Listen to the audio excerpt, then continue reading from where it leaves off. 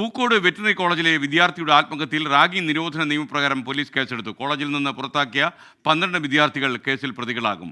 ക്രൂരമായ മർദ്ദനമേറ്റതിനെ തുടർന്നാണ് സിദ്ധാർത്ഥ് ജീവനൊടുക്കിയത് എന്നാണ് പരാതി. കോളേജിലെ ആന്റി റാഗിംഗ് കമ്മിറ്റിയുടെ റിപ്പോർട്ട് പോലീസിന് കൈമാറി. MG പ്രതീഷ് ചേരുന്നു തിരുവനന്തപുരത്ത് നിന്ന്. പ്രതീഷ്, ഗുഡ് മോർണിംഗ്, പറയൂ വിവരങ്ങൾ.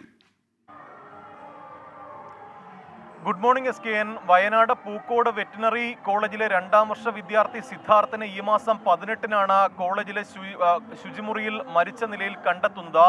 ഈ മരണത്തിൽ ദുരൂഹതയുണ്ടെന്ന് ആരോപിച്ച കുടുംബം മുഖ്യമന്ത്രിക്കും പോലീസ് മേധാവിക്കും അടക്കം പരാതി നൽകിയിരുന്നു. ഈ മരണത്തിന് പിന്നാലെ നടത്തിയ അന്വേഷണത്തിലാണ് ഞെട്ടിക്കുന്ന പല വിവരങ്ങളും പുറത്തു വന്നത്. ഈ കോളേജിൽ വെച്ച് സിദ്ധാർത്ഥിനെ സീനിയർ വിദ്യാർത്ഥികളും സഹപാഠികളും ക്രൂരമായി മർദ്ദിച്ചിരുന്നുവെന്നാണ് പോലീസിന്റെ പ്രാഥമിക അന്വേഷണത്തിലും കോളേജിലെ ആന്റി റാഗിംഗ് സ്ക്വാഡ് നടത്തിയ പരിശോധനയിലും കണ്ടെത്തിയത്.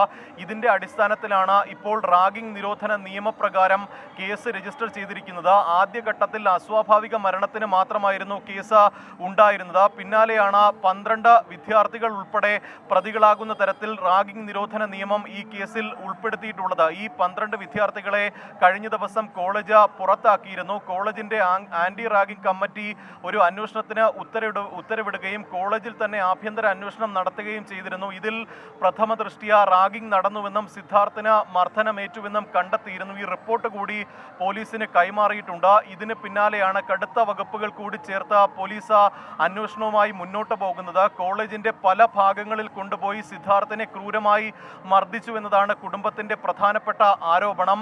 സിദ്ധാർത്ഥിന്റെ മൃതദേഹത്തിലടക്കം മർദ്ദനമേറ്റതിന്റെ പാടുകൾ ഉണ്ട് എന്നും കുടുംബം പറയുന്നുണ്ട്. ഇതിന്റെ കൂടി അടിസ്ഥാനത്തിലാണ് പോലീസ് ഈ കേസുമായി ബന്ധപ്പെട്ട ഒരു വിശദമായ അന്വേഷണത്തിലേക്ക് കടക്കുന്നത്.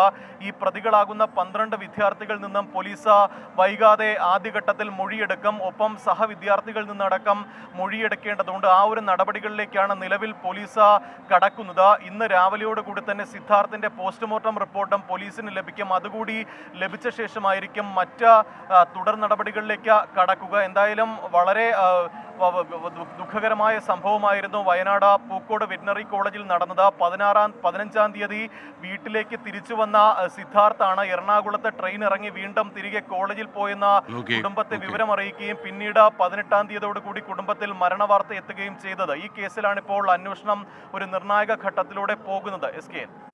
Okay, thank you. MG പ്രതീഷാണ് വിവരങ്ങൾ നൽകിയത്.